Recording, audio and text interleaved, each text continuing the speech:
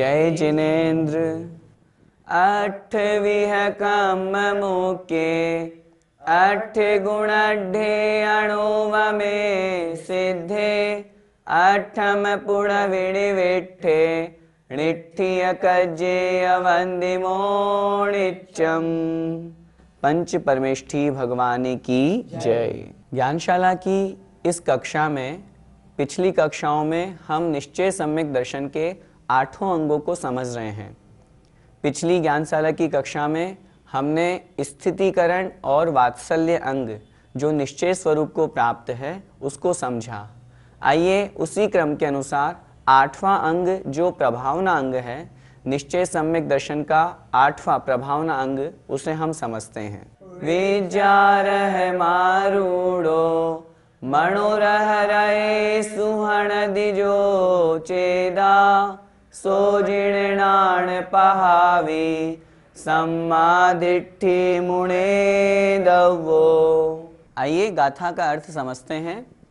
विद्या रह मारूढ़ो, विद्या अर्थात विद्या, रह अर्थात रथ, उसके ऊपर आरूढ़ अर्थात चढ़ा हुआ, विद्या रूपी रथ पर चढ़ करके मणो रह रहेसु, मणो अर्थात मन रूपी, रह अर्थात रथ के, रहेसु अर्थात वेगों को, तेजी को, गति को, हणदि अर्थात नष्ट करता है, जो चेदा जो आत्मा।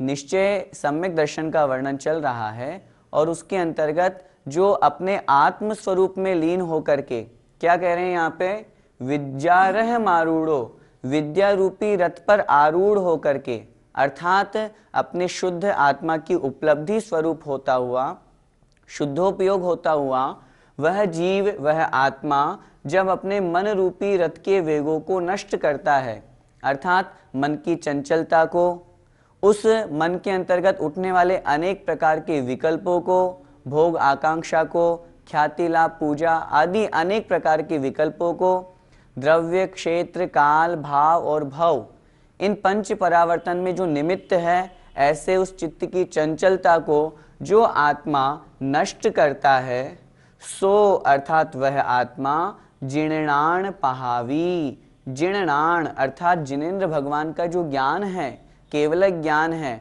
आत्मज्ञान है, उसकी प्रभावना करने वाला सम्मा दिट्ठी अर्थात सम्यक दृष्टि मुणेदवो जानना चाहिए।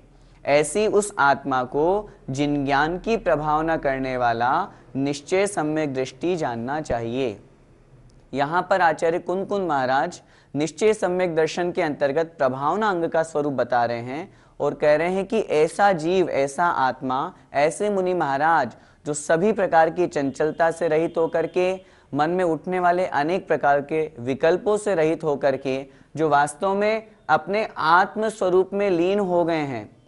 विद्यारह मारूढ़ो का तात्पर्य है ज्ञान रूपी रथ पर आरूढ़ होकर के, जहां उनको आत्मज्ञान की उपलब्धि और प्राप्ति हो गई है, शुद्धात्मा की उपलब्धि हो गई है, तो फिर संसारिक अनेक प्रकार के जो विकल्प हैं, अशुभ उपयोग तो दूर हुआ ही हुआ, शुभोपयोग भी वहां से दूर हो गया, वहां से हट गया, निष्कषाय रूप परिणाम वहां पर हो गए और उस शुद्धात्मा की उपलब्धि को प्राप्त होकर के वही सम्यक दृष्टि जीव वास्तव में जिन धर्म की प्रभावना करने वाले सम्यक दृष्टि जीव मुनि महाराज जानना चाहिए। तो भैया जी, निश्चय प्रभावनांग और व्यवहार प्रभावनांग में क्या अंतर है? निश्चय प्रभावनांग और व्यवहार प्रभावनांग, एक बात हमेशा अपने जीवन में उतार लें, जहां पर भी निश्चय की बात की जाएगी वहां पर आत्मा की बात की जाएगी।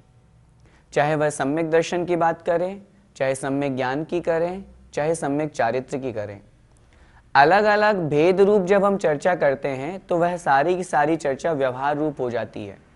लेकिन जब वही सम्यक दर्शन, सम्यक ज्ञान, सम्यक चारित्र एक रूप हो जाता है, या फिर वही जो सम्यक दर्शन के 8 अंग जो हम पढ़ रहे हैं, समझ रहे हैं, वे एक रूप हो जाते हैं, तो वही निश्चय बन जाता है। निश्चय प्रभावना अंग जो अभी आचार्य भगवान कुंद महाराज ने इस गाथा में हमें बताया कि वास्तविकता में वह मुनि महाराज जो सभी प्रकार के विकल्पों से दूर हो गए, संसार में अनेक प्रकार के कार्य होते हैं और उन निमित्त मन की चंचलता, मन बड़ा चंचल रहता है और उस निमित्त से बहुत इधर उधर भटकता है। कभी ये आकांक्षा होती है कि मुझे इस वस्तु की प्राप्ति हो जाए, मैं ये तपस्या कर रहा हूँ तो लोग संसार में मेरी ख्याति हो, प्रसिद्धि हो, लोग मेरी पूजा पाठ करें। इन सभी प्रकार के विकल्पों को जो नष्ट कर देता है, इन सभी प्रकार के विकल्पों से दूर होकर के जो शुद्धात्म स्वरूप में लीन है, शुद्धोपयोगी मुनि महाराज है, वे ही वास्तव में निश्चय प्रभावना अंग को धारण करने वाले सम्यक दृष्टि कहे जाते हैं। और उस सम्यक दर्शन का कितना बड़ा लाभ है जब वे मुनि महाराज उस निश्चय स्वरूप में लीन होकर के आत्मा की उपलब्धि करते हैं, शुद्ध आत्मा का ध्यान करते हैं, शुद्ध आत्मा में लीन हो जाते हैं। उस निमित्त उनकी कर्मों की निर्जरा होकर के और वो केवल ज्ञान को प्राप्त होते हैं। और जब केवल ज्ञान को प्राप्त होकर के समोषण आदि की रचना होती है, वो बहुत अधिक प्रभावना का कारण बनती है। जब हम व्यवहार प्रभावनांग की बात करते हैं तो पंडित दौलत राम जी ने एक छोटी सी पंक्ति लिखी छेड़ाला जी में, वा जिन धर्म दीपावे। इसके पहले वात्सल्य अंग तक का वर्णन करने के पश्चात जिन धर्म दीपावे, जिन धर्म अर्थात जिनेंद्र भगवान के द्वारा उपदेशित जो जिन धर्म है, सच्चा धर्म है, अहिंसा परमो धर्म है, इस धर्म को जो प्रकाशित करता है, संसार में फैलाता है, उस व्यक्ति के, उस सम्यक दृष्टि जीव के प्रभावना अंग जानना चाहिए, समझना चाहिए। आचार्य भगवान समंत भद्र स्वामी महाराज ने रत्नकरंडक शावकाचार में लिखा, अज्ञान तिमिरव व्याप्ति मपाकृत्य यथा यथम जिन शासन माहात्म्य प्रकाशः स्यात् प्रभावना। अर्थात संसार में फैले हुए अज्ञान रूपी अंधकार को दूर करके, नष्ट करके, यथा यथम अर्थात जितना अपने से बन सके, जितनी हमारी शक्ति है, उस निमित्त से उस अज्ञान रूपी अंधकार को नष्ट करके, दूर करके, जिन शासन माहात्म्य है प्रकाश है, जिनेंद्र भगवान का जो शासन है, जिन शासन, जिन धर्म, हमारा जैन धर्म, अहिंसा परमो धर्म, इसकी प्रकाश करना, इसको फैलाना, इसके महत्व को लोगों को बताना, इसका नाम है प्रभावना अंग। आचार्य भगवान अमृतचंद स्वामी महाराज ने भी लिखा, दान तपो जिन पूजा विद्यातिशयश्च जिन धर्म है। कितनी अच्छी पंक्ति है। सम्यक दृष्टि जीव किस प्रकार से प्रभावना कर सकता है? दान के माध्यम से, तपस्या के माध्यम से, जिन पूजा के माध्यम से और विद्या का अतिशय बतला करके। आज इतने बड़े बड़े हमारे मंदिर बन रहे हैं, कितनी अधिक प्रभावना होती है। लोग जब देखते हैं तो बहुत बहुत बहुत उनके अंतर्गत या उनके मन में ये भाव उठते हैं, देखो जैनियों के मंदिर, जैनियों के भगवान कितने महान हैं। वो सब निमित्त किससे बना? दान के माध्यम से। यदि हम अपने रुपए पैसे का सदुपयोग करें, दान आदि देकर के बहुत अधिक धर्म प्रभावना कर सकते हैं। तपस्या के माध्यम से भी जब लोग देखते हैं, अरे ये जैनियों की मुनि महाराज कितनी तपस्या करते हैं, निर्ग्रंथ दिगंबर रहते हैं, एक समय भोजन लेते हैं, उसमें भी कुछ आ जाए अंतराय तो छोड़ देते हैं, उसके पश्चात एक बूंद पानी भी नहीं लेते। और इनको तो देखो, ये तो 8-8 दिन के, 10-10 दिन के उपवास करते हैं। उस तपस्या के माध्यम से लोगों के मन में धर्म के प्रति एक महत्व जागृत होता है, प्रभावना उत्पन्न होती है। जिन पूजा, बहुत बड़ी जिन पूजा कराने से भगवान जिनेंद्र देव का अतिशय प्रकट होता है। लोगों को मालूम पड़ता है कि वास्तविकता में भगवान जिनेंद्र देव कितने महान हैं। इतने सारे लोग मिलकर के जब इतनी बड़ी पूजा कर रहे हैं तो निश्चित रूप से अन्य लोगों के लिए वह प्रभावना का भी कारण बनता है। और विद्यातिशय तो है ही। संसार में वास्तविकता में सबसे बड़ा प्रभावना का निमित्त है अज्ञान को दूर करके ज्ञान को प्रकट करना, सामने वाले को ज्ञानी बनाना, धर्म सिखाना, और उसके माध्यम से हम बहुत अधिक प्रभावना कर सकते हैं। तो बात हुई निश्चय प्रभावना अंग और व्यवहार की। चूंकि निश्चय प्रभावना अंग को धारण करने वाले तो मुनि महाराज ही होते हैं, हम और आप तो हैं नहीं। जब वो मुनि महाराज भी जब शुद्धोपयोग में लीन हो जाते हैं तब उनके निश्चय प्रभावना अंग कहा जाता है। और उससे जब नीचे होते हैं तब उनका व्यवहार प्रभावना अंग होता है। हम और आप निश्चय तक तो नहीं हैं, लेकिन व्यवहार अंग को धारण करने वाले अथवा सम्यक दृष्टि हम हैं ही। तो निश्चित रूप से सम्यक दृष्टि के साथ में हम उस प्रभावना अंग को इन इन निमित्तों से, जो अभी हमने व्यवहार प्रभावना की बात की, वो हम अपने जीवन में कर सकते हैं। भैया जी, हम अपने जीवन में व्यवहार प्रभावना अंग को कैसे ला सकते हैं? जिन जिन निमित्तों का अभी हमने वर्णन किया, उन सब बातों को तो ध्यान में रखना ही रखना है। उसके साथ में हमारा आचरण, हमारा व्यापार, हमारी ईमानदारी, ये सब भी प्रभावना का कारण बनती है। पहले के समय में हम सुनते थे कि यदि कोर्ट में कभी कोई गवाही देनी हो और यदि जज के सामने कोई जेनी व्यक्ति वहाँ पर उस व्यक्ति की गवाही दे रहा है, तो वह जज पूछते थे, क्यों भाई, सही है ये? जेनी व्यक्ति यदि हाँ बोल देता था तो जज सिर्फ इस बात के ऊपर कि ये जेनी भाई ने कहा है और ये कभी झूठ नहीं बोलता, उसका जो फैसला होता था वो उसके पक्ष में हो जाता था। सोचिए, सिर्फ एक जेनी भाई के कहने से वह पूरा का पूरा फैसला उसके पक्ष में हो गया, क्योंकि पहले के समय में ये सारी की सारी ईमानदारी थी। आज हम बहुत बड़े बड़े जुलूस तो निकालते हैं, बहुत बड़ी बड़ी प्रभावना करते हैं, वो सब आएंगी, मानते हैं, लेकिन उसके साथ में ये चीज भी ऐड हो, ये भी साथ में जुड़े मिले, तब तो वास्तविक प्रभावना कहलाएगी। हमारा आचरण धर्म के अनुकूल हो। शास्त्र तो हम पढ़ लेते हैं, सारे की सारी बातों को हम समझ भी रहे हैं, लेकिन यदि हमारा आचरण धर्मानुकूल नहीं है, हम लोगों को तो खूब उपदेश दे रहे हैं, लोगों को खूब समझा रहे हैं कि इस तरह से आचरण श्रावक का होना चाहिए, और यदि हम ही गलत कर रहे हैं तो फिर वह प्रभावना नहीं अप्रभावना का कारण बन जाती है। आचार्य श्री एक पंक्ति बहुत अच्छी कहते हैं, वो कहते हैं, अपनी शक्ति के अनुसार प्रभावना करनी चाहिए, कहीं ऐसा ना हो प्रभावना की जगह अप्रभावना हो जाए। चाहे प्रभावना मत करो, लेकिन अप्रभावना कभी नहीं करना। यदि हम ऐसा करेंगे तो अन्य धर्म वाले या अन्य लोग जिनका विश्वास जैन धर्म से जुड़ा हुआ है, वो पूरा का पूरा विश्वास उठ जाएगा, टूट जाएगा। जो व्यक्ति धर्म में लगना चाह रहा है वह व्यक्ति धर्म में नहीं लग पाएगा। क्यों? उसने पहले बार में ही धोखा खा लिया। तो इसलिए अपना आचरण बिल्कुल धर्म के अनुकूल हो, व्यापार हम करें तो व्यापार धर्म के अनुकूल हो। लोग कहें, हाँ भाई, उस दुकान से माल खरीदेंगे तो बिल्कुल सही मिलेगा, मिलावट का भी नहीं होगा और बहुत महंगा भी नहीं होगा, जो वस्तु का दाम है उस अनुसार ही सामने वाला व्यापार करता है। आज भी बहुत लोग हैं जो सच्चा व्यापार करते हैं, सामने वाले को कहे कि मुनाफा लेते हैं, भैया हम इतना % लेना है, इसके आगे कुछ नहीं।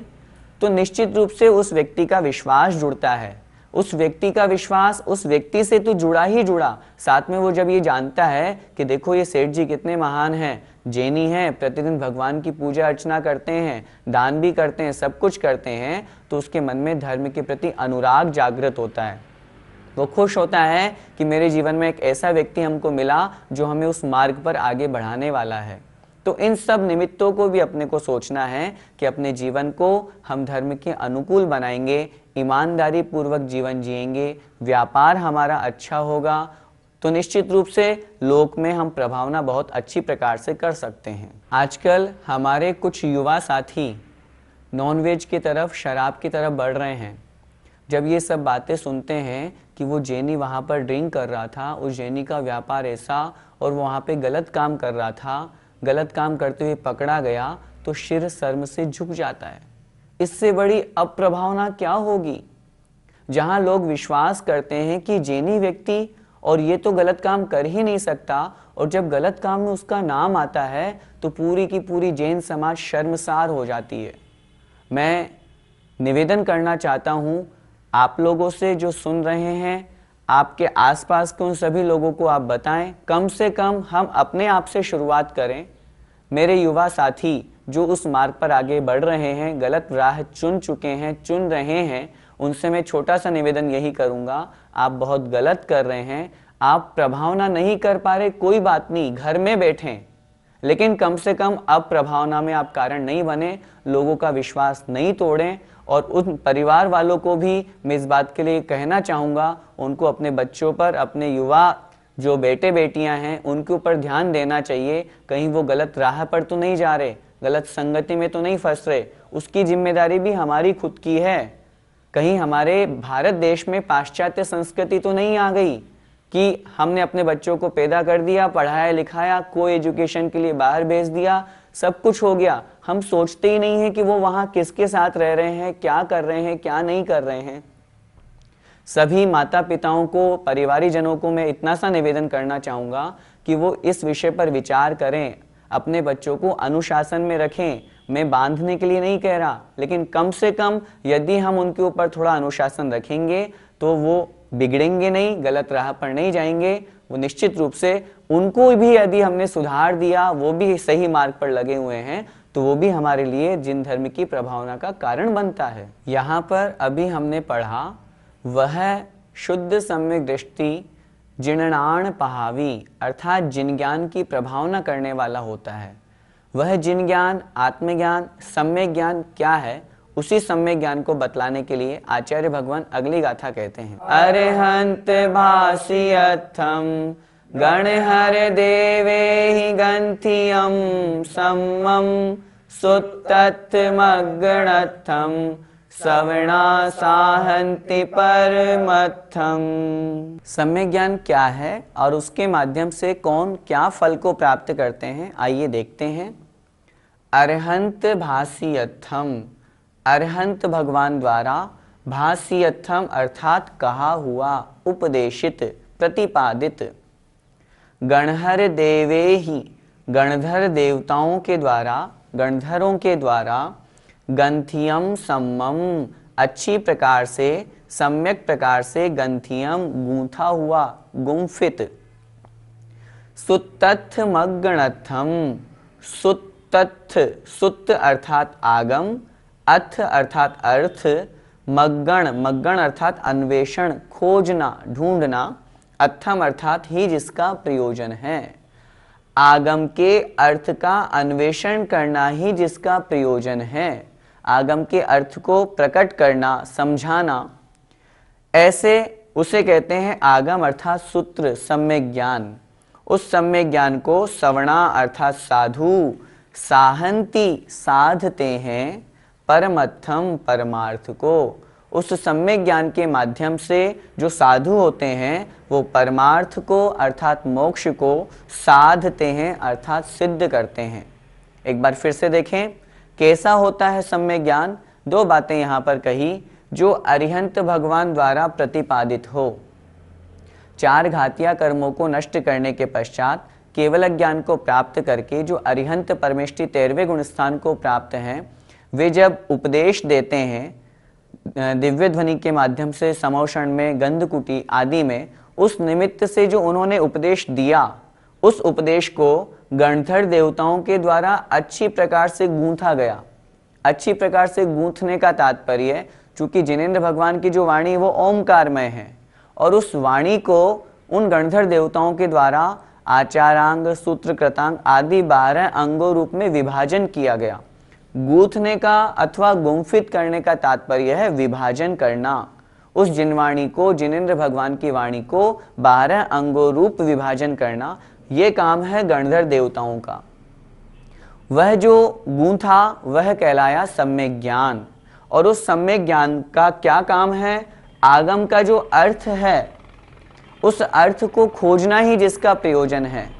जिनेंद्र भगवान ने जो उपदेश दिया उसको आगम कहा, वही सूत्र कहलाया। और उस सूत्र को निश्चित रूप से जो पूर्णतया उसका अर्थ का अन्वेषण करते हैं, आगम में क्या लिखा, किस प्रकार से लिखा, और उसको पढ़ करके उसके माध्यम से जो मुनि महाराज होते हैं वो परमार्थ को साधते हैं, अपने मोक्ष की सिद्धि करते हैं। यही सम्यक ज्ञान है। भैया जी, निश्चय सम्यक ज्ञान एवं व्यवहार सम्यक ज्ञान में क्या अंतर है? जब मुनि महाराज शास्त्रों का पठन पाठन करते हैं, उसके आगम के अर्थ को खोजने में लगे रहते हैं, उस समय उनका व्यवहार सम्यक ज्ञान।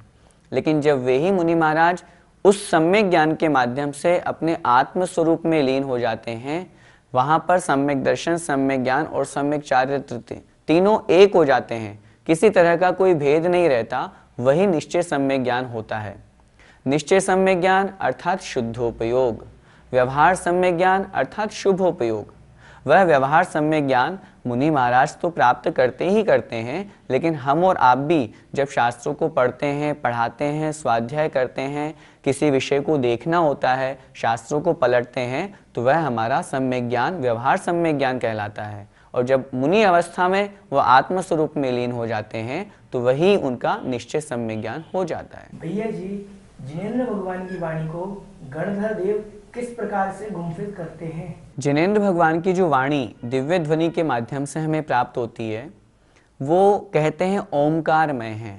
ओमकारमय कहने का तात्पर्य है अक्षरात्मक तो है, जिनेंद्र भगवान इतने महान हैं, केवल ज्ञान उनको प्राप्त है, तो वो जो दिव्य ध्वनि के माध्यम से उपदेश दिए वो उनका उपदेश अक्षरात्मक होता है, लेकिन वो इतनी फास्ट होता है, बहुत तेज गति से होता है, इसलिए हमें वो इस रूप में सुनाई देता है। वो जो जिनेंद्र भगवान ने उपदेश दिया उस उपदेश को गणधर परमेष्ठी झेलते हैं, अर्थात उसको ग्रहण करने की कैपेसिटी उनमें होती है और उसमें उस उपदेश को वो आचारांक, सूत्र, कृतांक 12 अंगों रूप में विभाजन करते हैं। गुम्फित करने का तात्पर्य है विभाजन करना। जो जिनेंद्र भगवान ने उपदेश दिया उस उपदेश को उस उपदेश में जो आचारांग अर्थात आचरण संबंधी जो जितनी बातें थी उनको उन्होंने आचारांग में ले लिया। इस तरह से 12 अंगों रूप में जो विभाजन किया जाता है वह गणधर परमेष्ठी का कार्य होता है। वही गणधर परमेष्ठी उन 12 अंगों की रचना करते हैं। जिनेंद्र भगवान ने जो उपदेश दिया उसका अनंतवा भाग सार रूप में ही वो ग्रहण कर पाते हैं और उसको इन 12 अंगों में विभाजन करते हैं। यही विभाजन करना गणधर परमेष्ठी का गूंथना अथवा गुम्फित करना कहलाता है। जय जिनेंद्र।